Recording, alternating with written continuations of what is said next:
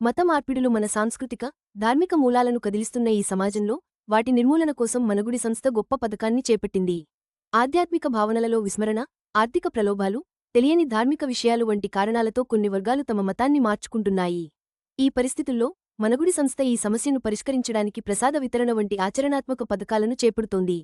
ప్రసాద వితరణ సేవలు కేవలం ఆహార పంపిణీ కార్యక్రమం కాదు, ఇది ప్రజల హృదయాలలో ఉన్న భక్తి భావనను మేల్కొల్పడానికి ఒక మార్గం.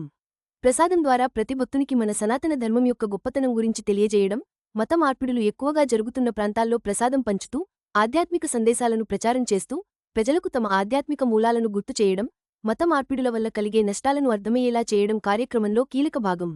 మత మార్పిడులు అరికట్టడం మనందరి బాధ్యత.